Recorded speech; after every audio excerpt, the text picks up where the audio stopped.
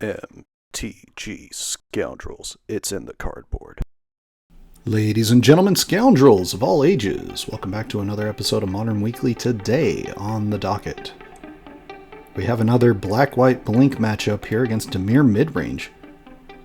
Starting with a Flooded Strand for the midrange list, and passing. Plains into Ghost Vacuum here. Flooded Strand getting cracked. And then I'll probably go find an Undercity Sewers. Now, Ghost Vacuum in this specific list, because of the fact that it's harder to find relics than you would think. Though I think there's still a couple of them in here. We'll see what the Surveil brings us here. I'm going to keep it top. Drawing for turn. Dimir Midrange kind of making a little bit of a comeback here, but we will see how things go in the format moving forward. Because Tarkir Dragonstorm is on pre-release this weekend when this video comes out. Scalding Tarn getting cracked, probably for another Undercity Sewers. Yep, there it is. We'll see another Surveil. But yeah, coming out, and the new Ugin's going to be interesting for Modern as a whole, as well as a bunch of other cards considered being cast. Surveilling the Preordained to the bin. Drawing a card. Surveil.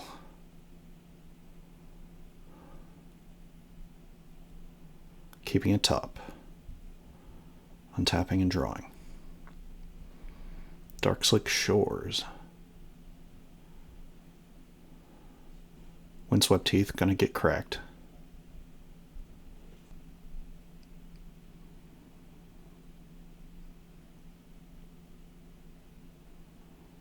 There is a Godless Shrine. That'll bring us to 17 to 18.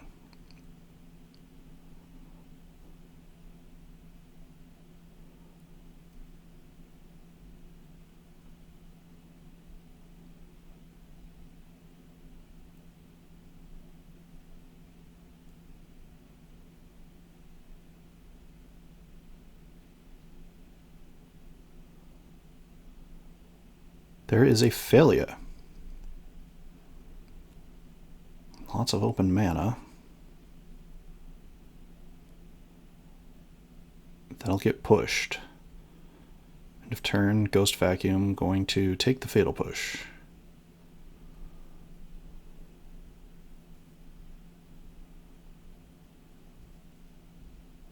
And Failure will go to the graveyard.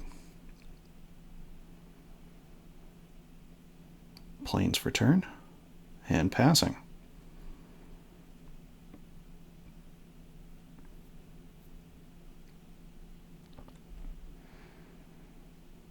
End step, Failure, getting played here.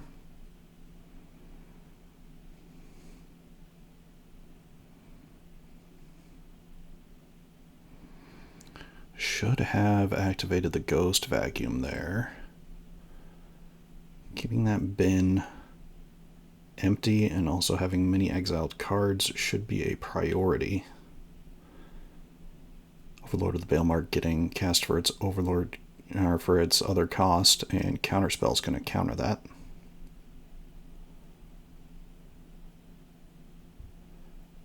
Taking 3 off the backside of a Bogart Trawler. Ghost Vacuum, exiling an instant here. Failure. Going in for an attack. Targeting the Ghost Vacuum. Dealing 2. That'll bring us to 14 and 16. The Failure is going to get a counter.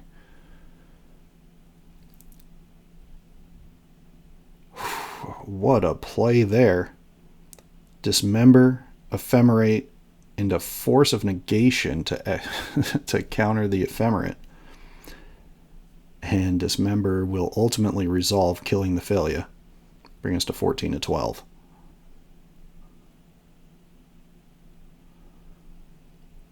And there is the Murktide Regent.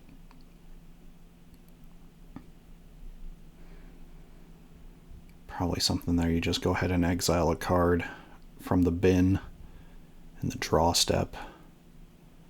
It is tough, though. Overlord on the end step, going to get exiled into the Ghost Vacuum.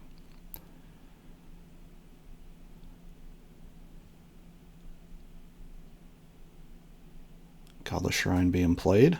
Tapped.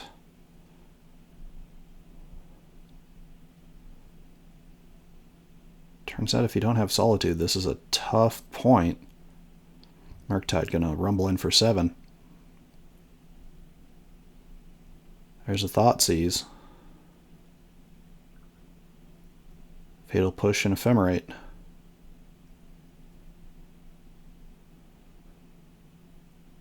Taking the Ephemerate.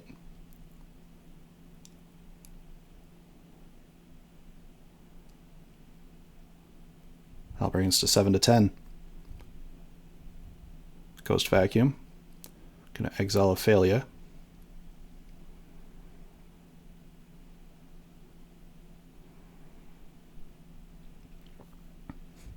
Well, I guess it's time to go digging. There's a relic.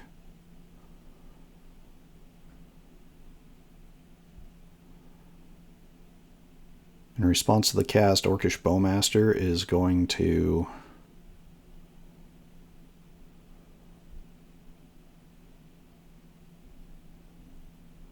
Well, you didn't really need to do that part, but there you are. You're essentially just digging at this point because you really have to deal with the Bowmaster, or excuse me, with the Murktide. And not really going to be enough there. Maybe had one more turn. Going to scoop it up. Game 1 going to Dimir Midrange. Thank you all so much for watching us here at MTG Scoundrels. If you enjoy our content, please like and subscribe. Be a friend, tell a friend. Of course, we have more modern Magic the Gathering coming your way, because we are here every Sunday bringing you more modern Magic the Gathering content in paper. And of course, we will see how the format ebbs and flows and evolves. But let's go ahead and get into our ad reads here. First of all, thank you so much to Arcane Artistry. Make wonderful food, clue, and treasure tokens in the stained glass style. Check out their Etsy link in the description below. Recently featured on Elder Dragon Hijinks, as well as the Spike Feeders. Definitely give them a look. They're wonderful tokens made out of acrylic. And of course, check out our host and sponsor of the channel, Warden Games, a wonderful place to storm out.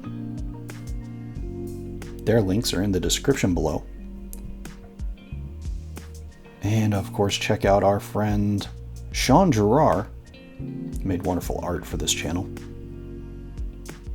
Talented artists, definitely check out their information. The QR code should be up on the screen, and their email is in the description below as well. And last but not least, check out our social media content. We appreciate all of you guys. We're most active over on Blue Sky, but we are also on Twitter and Facebook as @MTG Scoundrels. So give us a look. Say hello. We appreciate everybody going there and following us. So the ban announcement happened. I don't think any of us are surprised that Underworld Breach went ahead and got the axe. But that being said, I think we were all a little bit surprised, yet not surprised that nothing else came off the ban list, since there's a lot of things that, let's be real, should be let off the ban list because they're just really not good enough in current Modern. However, we now have a situation where there is a power vacuum at the top of Modern. And we have a new set in Tarkir Dragonstorm coming out, which things like Ugin, the new Ugin specifically, this guy, yeah, he's probably going to be really good, and it's just a matter of what shell you put him in. I would not be surprised if artifact decks, the obvious home, Tron, in some form or another, ramp-style Eldrazi decks as well, try him out. I don't think that Ugin ultimately, though, is going to be as big of a hit in terms of power level as, let's say, Ketramose, the New Dawn. Ketramose being just an insane card advantage engine and already slotted into one of the best decks in Modern. Ugin specifically doesn't immediately slip into these Eldrazi ramp decks necessarily. Now, I personally view Ugin as being incredible. Repeated exile, it starts at 7, it gets to 11 very quickly, makes mana so you can exile something immediately. It's not as good in any Eldrazi mirrors, but the card's kind of nuts. That being said, it's going to see play in all the formats that it's legal in, except for Legacy and Vintage, probably. Like, the card's crazy. But the real question is, thanks to this power vacuum, what decks are going to ultimately take over the format? And there's a lot of new cards that have printed in Dragonstorm that we might see play, but I kind of generally think that you'll see these decks mostly be the powerhouses of the format. Before Mox Opal was unbanned, Belcher was still one of the best decks in the format. We will see a return of Boros Energy and Energy variants be very powerful. We're also going to see Amulet Titan continue to be strong because it is kind of returning to being the best combo deck in the format outside of Belcher. That being said, you're going to see a lot of people still try to play their Mox Opals because, well, Mox Opal is a $200+ card, and people want to play in the deck styles that they invest in. Jeskai Ascendancy, which we've seen a little bit start to pop up. You could see Kethis combo make a return, and people are still going to play Affinity. They're still going to try things like Thopter Sword combo. I wouldn't be surprised if people are going to lean in more heavily to Urza. But there's a lot of questions in this format moving forward, and one of those answers may in fact also be Dimir Midrange, because it is a deck that tends to really just adjust to formats. I think another question is, will Blue-White Control still be a viable deck in the format? Will Domain Zoo still be as strong as it is into these Ketramose matchups? And will we see Burn and Blitz be two viable format breakers, especially early in this RCQ season? Rakdos has a lot of options in terms of being a Blitz deck, considering Nethergoyf is a very good card. And right now, Burn is just very good into a Ketramose heavy lineup, and there's not a ton of life gain in the format currently outside of Boros Energy. It should also be mentioned, Hollow One is still one of the more powerful decks in the format in terms of quickly killing their opponents, so definitely look out for them as well. So here's what I would do. Pack your Consign to Memories, because the format is definitely going to have a ton of Eldrazi in it and a ton of colorless cards thanks to the new Ugin. Prep your board wipes, because Boros Energy is still going to be one of the best decks in the format, and really let your sideboard be as malleable as possible, especially in the first couple of weeks in this RCQ season, because you're still going to see plenty of combo, and you want answers that deal with multiple combo options. Alright, we are moving on to game number 2 here shortly. Looks like the Blink player taking a mulligan. And looks like the Dimir deck is in fact keeping their 7. Which is a rough spot to be in if you're the Blink player. Generally means Dimir has answers and threats.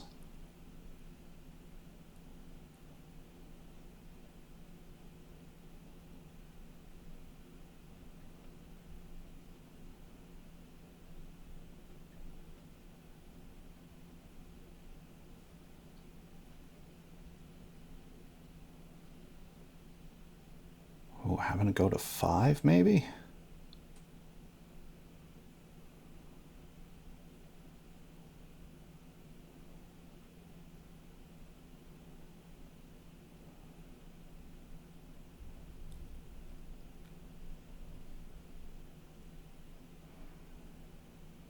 A friendly chip offer there. Okay, putting 2 back. 5 in hand. Starting on the play with the Windswept Teeth and passing the turn. Polluted Delta and go. Windswept gonna get cracked here. Go to 19 to 20.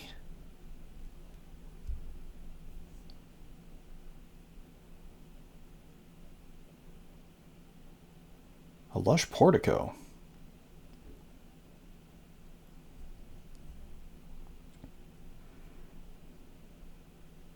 Surveil will be on its way.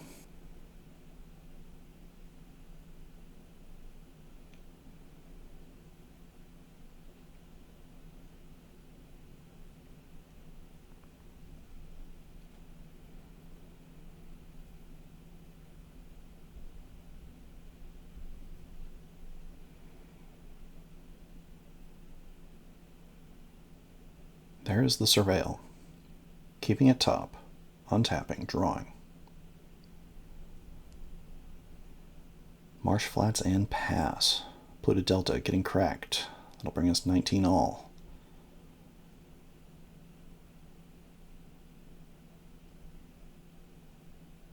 And a tale as old as murders at Karlov Manor. And Surveil land. This time in the form of Undercity Sewers.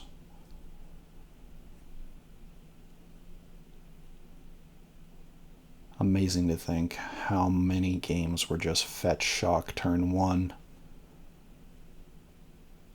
And now you pretty much have a turn 1 play with Undercity Sewers or any of the Surveil lands. Lets you keep slower hands sometimes. Marsh Flat's going to get cracked after the Flooded Strand being played and passing the turn.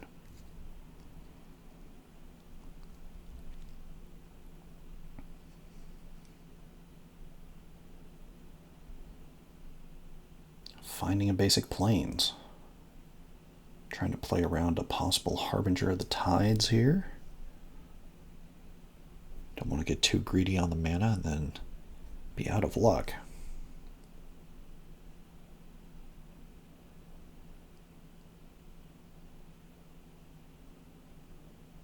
There is the Failure.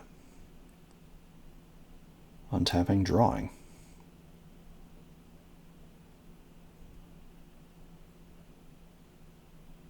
Failure getting in. Unfortunately, deciding not to get the black source there.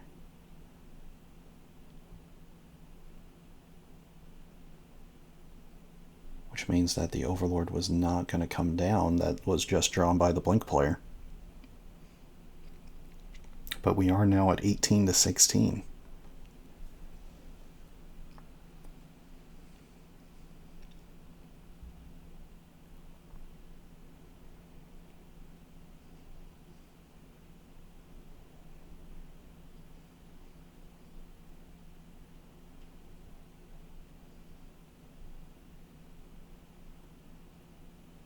Keeping it there and drawing it. There's a Polluted Delta. Pass on the turn. Ah, the third land. That'll get cracked.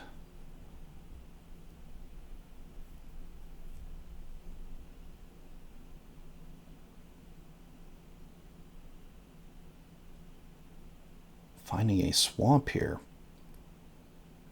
And now you're relatively protected from a possible Harbinger.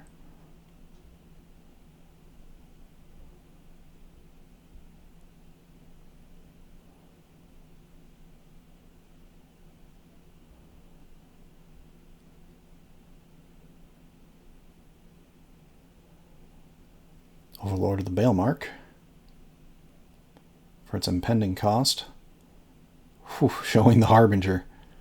Counterspell's going to deal with that Overlord. And ultimately, that was the correct choice by the Blink player to fetch the way they did. That Fatal Push is going to deal with Failure. Possibly. There is, in fact, an Ephemera in hand. The Dimir player is tapped out. Ephemerate going to come down. Try to blink the Failure.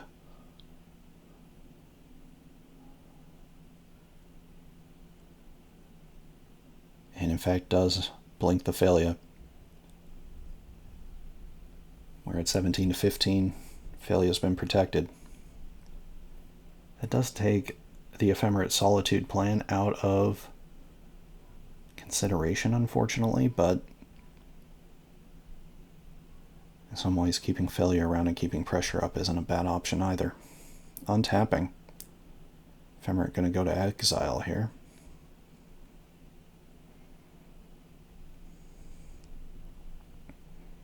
Alright, how about another Overlord? That'll get counterspelled. Attack in with Failure. Same song and dance.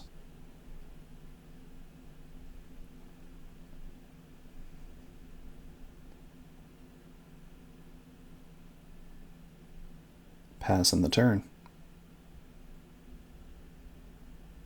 is another land.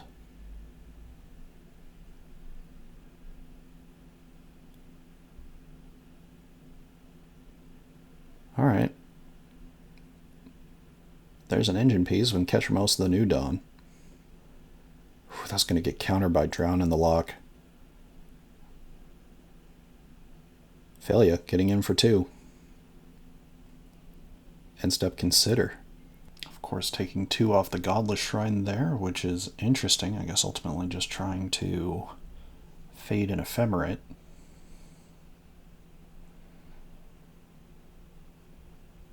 Stern Scolding going to the bin on that Consider.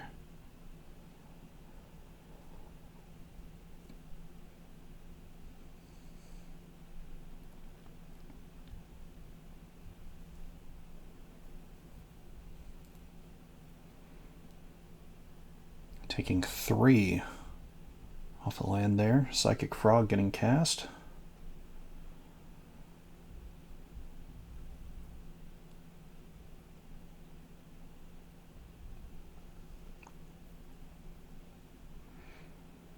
Failure. Gonna exile the Psychic Frog. Attacking him for 2. That'll bring us to 15 to 6. There's a Consider.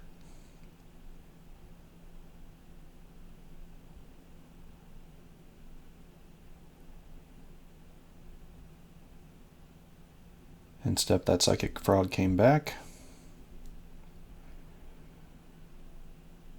Psychic Frog attacking in.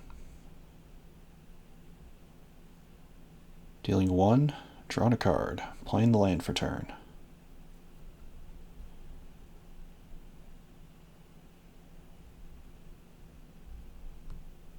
There's another Psychic Frog.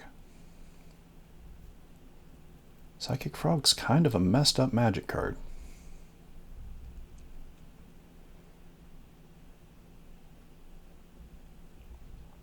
Failure getting in, gonna blink the Psychic Frog that can block until the end of turn, and passing 14 to 4.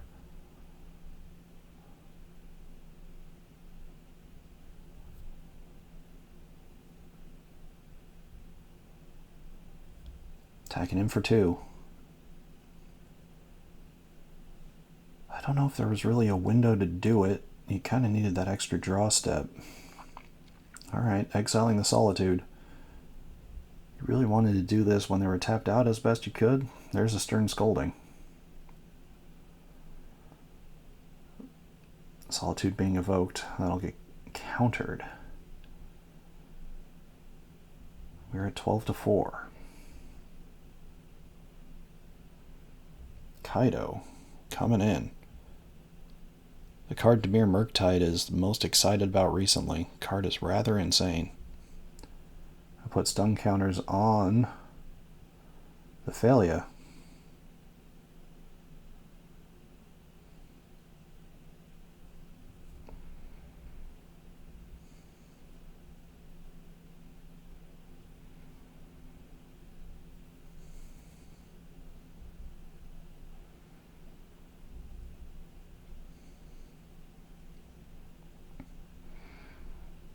Fifth land, not what you're wanting to see.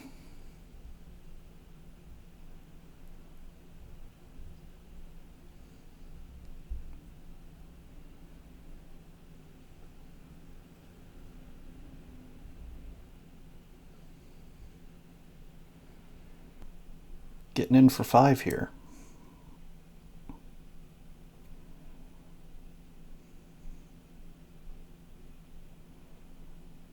Looks like gonna take it. 2 card draw triggers. That'll bring us to 7 to 4.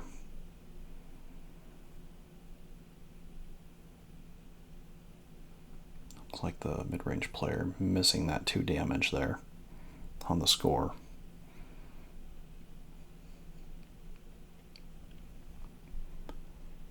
Not like it's gonna matter much. There's a Murktide Regent.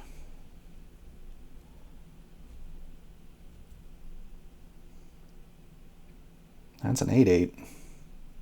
That's a board presence.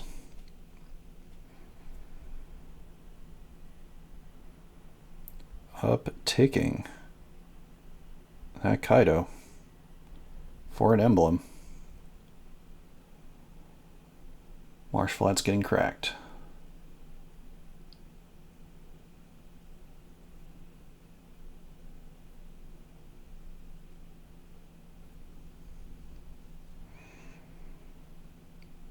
And there's an ephemerate in hand. Yep, targeting the... Now it's going to get countered. Well, sometimes they just have all the answers.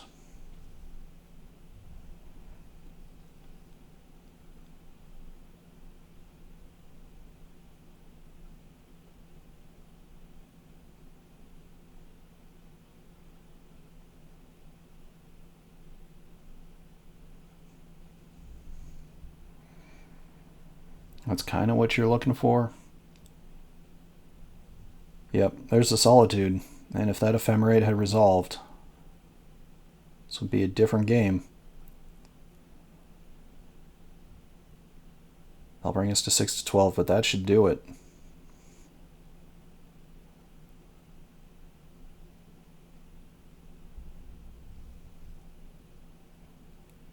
Give the frogs flying.